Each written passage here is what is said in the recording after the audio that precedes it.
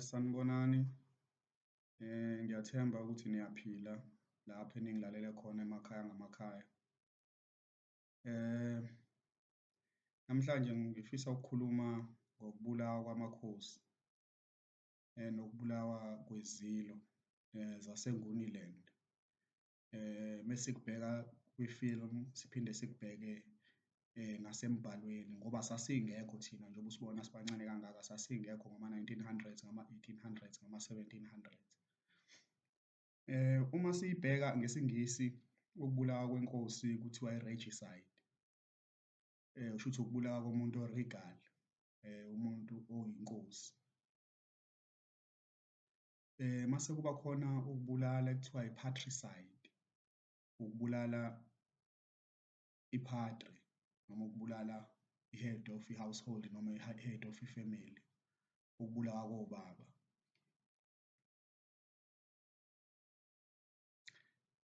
Ngithe mase ngiyibheka le filimu kaShaka le ekuthiwa iyona eyakhiwa ngemali eningi, esayibuka sisabancane ngaphinde ngayibheka futhi sengithe ukukhula kancane njengoba ningibona nje ukuthi sengithe ukukhula kancane, intsha ebenayo ikhona.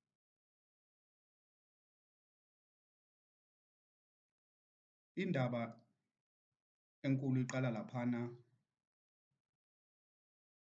kuSenzangakhona egwaza uyise esembhedeni embulala. Uyise masethi, ndodana yami ungiyisa ethuneni lami ngamanga.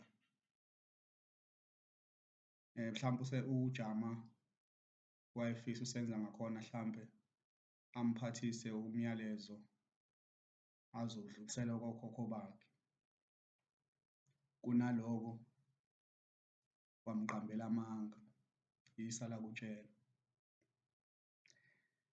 Isefilimini-ke lapho, encwadini angazi ukuthi uSenzangakhona ubani, kodwa ezibongweni iy'mbongi ziyambonga zithi uye owazizalela iy'nsizwa, oShaka, oDingane, oMhlangane, oSigujana, oDingane noMpande baseHlobane.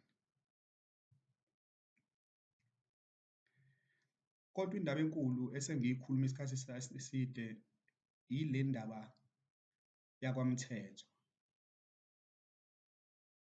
ekuyiyona nami eyangithusa kakhulu kunazo zonke iy'ndaba embhalweni, ukuthi umfana omncane uGodongwana wabona uyise uJobe ukuthi usemdala kakhulu akasakwazi ukuthetha amacala. Mhlambe noma melithetha icala wasethi elithetha icala aphume nesinqumo ekungasiso. Wase wakhuluma nobhuti wakhe omdala uTana. UTana kuqanjwe ngayo-ke i-province la e-Afrika ukuthi Tana asimbulale lo baba lo ngoba manje ufuna ukufa naso isihlalo sobukhosi singatholi lutho thina. UTana waseyicabanga le ndaba, wayicabanga wase wavumelana nomfowabo omncane uGodongwana. Emlandweni-ke abasivezeli kahle ukuthi uTana noGodongwana babezalwa umama oyedwa yini. Mase beyiplana-ke le nto, mase beplana ukuyenza ukuthi babulale ubaba wabo uJobe. Kodwa uJobe mase esizwa i-Praetorian Guard yakhe, lamasosha lawa noma lamabutho lawa abheka isihlalo, abheka isilo, kushuthi abezwa ukuthi labafana laba, labantwana laba bafuna ukubulala uJobe. Wase gwazwa-ke uGodongwana wagwazwa wabaleka, uTana wagwazwa wafa yena. Kodwa kungasiyena umsunguli wetulo lokubulala uJobe. UJobe kodwa kuthiwa kwahamba isikhathi wayishonela yena uGodongwana wase wabuya uJobe esashona esebuye esezothatha ubukhosi bakubo kaMthetho. Lapha kwifilimu yaShaka uyambona ukuthi uSenza ngakhona ubulawa amadwafu, amadoda amafishane.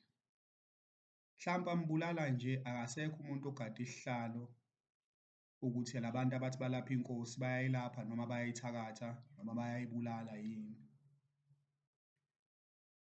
Afe kanjalo uSenza ngakhona engamdala kangaka, engaguganga njengobaba wakhe uJama.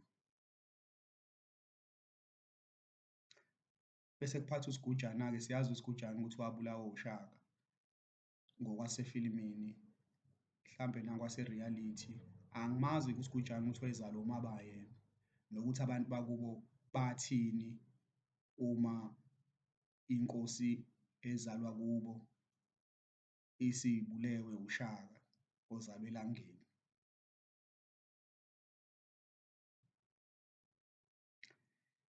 Enye into engithuse kakhulu kuleya filimu ukuthi uSenza ngakhona naye uthi masefa laphana ebulawa amadwafu esezophuma umphefumulo, le ndoda le ewundunankulu wakhe kuvele ngazuthi iyamdlwengula, okuyinto engithusile-ke ukuthi hawu, ukhona umuntu ongadlwengula umuntu efa aze afe aze aphume umphefumulo ngempela emdlwengula yini? I-sadism enjani leyo?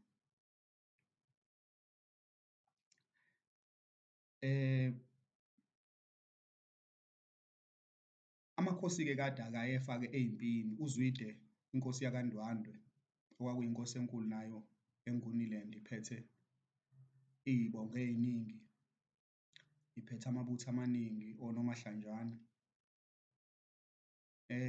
Nayo mekuvela lapha kwifilimu bayibulala, koda-ke yileyo nto-ke esidala inkinga ukuthi uShaka wahlangana nofebala abelungu abane-technology enganono ukuthi kubulawe uZwide ngenganono.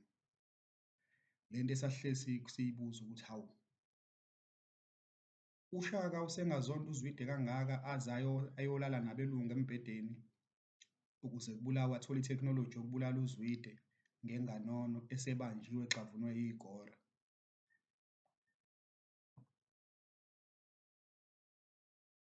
Loko-ke kuyinkinga enkulu e-Afrika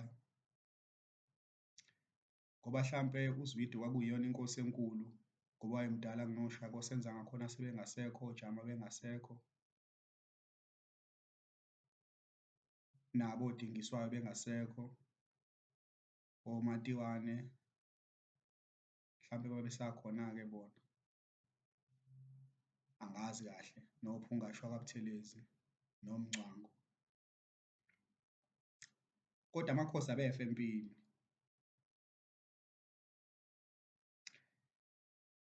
Mase kuhamba isikhathi inyanga kaShaka esitshengiswa yona kwifilimu kuthiwa uSithayi, mase kuthi undunankulu kaShaka ngasikhathi esephethe kwakuwuMbopha kaSithayi. Angazi-ke noma uSithayi oyedwa yini ukuthi uShaka waye-recruit-e ingane yenyanga yakhe ukuthi ibe u-prime minister wakhe noma undunankulu wakhe yini. Kodwa kuthe mase kushona uNandi, uMbopha kaSithayi benoDingane bamgwaza uShaka, bambulala. Embhalweni kuthiwa vese uShaka wayesazi ukuthi vese bazombulala ngoba khona impi kaManyundela eyayibuye ingahlabananga, wathi eyihlalele esigqikini sakhe ekade elele emini, waphupha iphupho ukuthi hhayi bazofika bambulale. UShaka wayengasawatsheli ngani-ke i-Praetorian Guard yakhe ukuthi madoda, ngime nephupho la, khona abantu abazofika bezongibulala, anivive madoda, nithi ukunyakaza nigcwale iy'ntaba ukuze mekuphuma igazi lami nibuye nizolungisa isimo ngoba yinina enigade isihlalo. Bambulala kanjalo-ke base uDingane-ke wathatha-ke, wase uDingane ethathe nomfowabo ekufanele ngabe kahle kahle uMhlangana noDingane bekufanele kube ama-core iSilo babambisane bobabili, kodwa uDingane ngenxa yomona nokufuna ukuphatha yedwa abe absolute ruler yakwaZulu ngoba ezalwa uNdlunkulu uMangobese owayelotsholwe yisizwe, wasethumela igora naye ukuthi zibambe uMhlangane eyogeza zimcwilise aze afe. Njengoba ey'bongweni zakhe uDingane kushiwo nje ukuthi umenzisa indoda ebethi iyageza ishone yashona nangesicoco sayo yaze yashona nangesicoco sayo, kodwa esethumela eseyisilo engasazibulaleli yena. Ngiye ngathi uma ngifunda la emaphephandabeni kwathiwa uDingane wabulala abafowabo abawu-8 uma ubala uMhlangana noShaka. Wayesezama ukuthi abulale uMpande ngokuthi afune ukumdoba ngokuthi okokuqala waqala waboleka ibutho kuMpande, kushuthi uMpande wayenesigodlo sakhe nebutho lakhe ngisho ewumntwana engasisi isilo. uDingane wafuna ukuyolwa impi ngebutho likaMpande. Mhlawumpe uMpande ilona kuphela ibutho ayenalo elalimgadile lelo, mhlawumpe ukuthi mese kuhamba leli butho leli uyosala eGadoba wangafuna naleli butho lakhe uMpande. Kunaloko uMbopha kaSithayi wabona ukuthi hhayi uDingane usefuna ukubulala uMpande. uMpande kuthiwa wayenenhlanhla-ke njengoba kuthiwa nje wayezala eney'ngane. uMbopha kaSithayi wase wathatha isinqumo, angasiye uMbopha kaSithayi uDingane.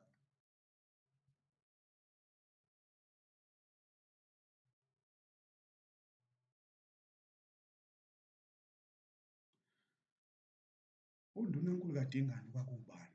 Ungasiye uNdlela kaSompisi. uNdlela kaSompisi wayewuNdunankulu kabani? Ngoba lo Ndunankulu uyena umuntu ekufanele simbhekisise kahle ngoba uyena owajikela isilo uDingane sifuna ukubulala uMpande ukuthi akasinikezanga ibutho ukuthi ayolwa impi yakaZulu njengesilo sakaZulu. Wakhetha yena ukuthi aligodle ibutho.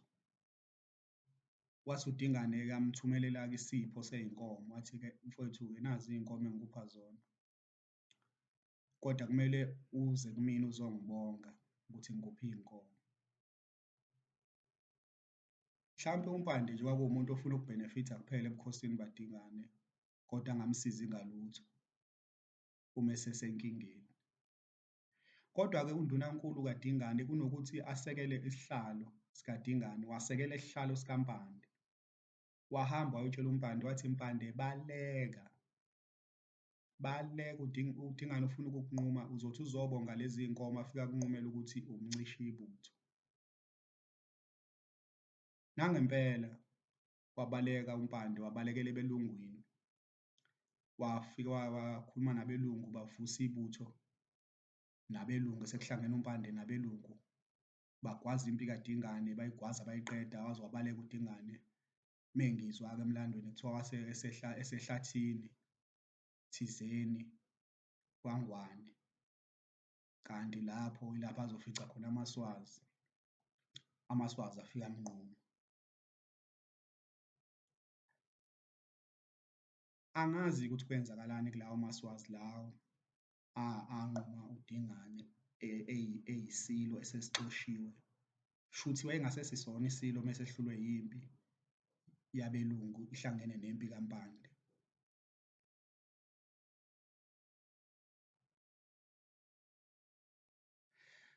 Lokhu-ke sekungiletha-ke endabeni enkulu-ke yamanje ukuthi kuthe kade kunombango lapha kaZulu kubanga uPrince umntwana uSimakade nomntwana uMisuzulu. Uhulumeni wakhetha ukuthi ugodle abavikeli, amaphoyisa kade kuyiwona egada isihlalo sakwaZulu. Manje-ke mase uyazibuza-ke ukuthi ngasikhathi uhulumeni ususa abavikeli babantwana bazwe lithini, kwenzakalani-ke kubona?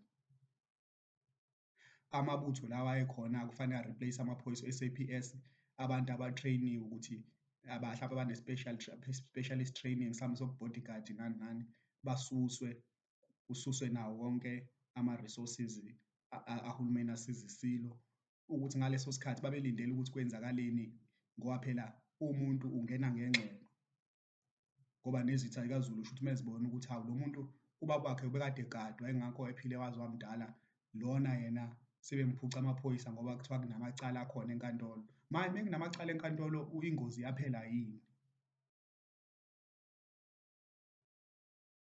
Ngoba phela kufanele baqhubeke bangagadi uMisuZulu kuphela bagade noSimakade, bagade nabo bonke abantwana bazwe lithini ukuthi hlampe umuntu ofuna ukubachoboza uzofuna ukubachoboza kahle ngoba engasagade omuntu bengasagadiwe umbuso.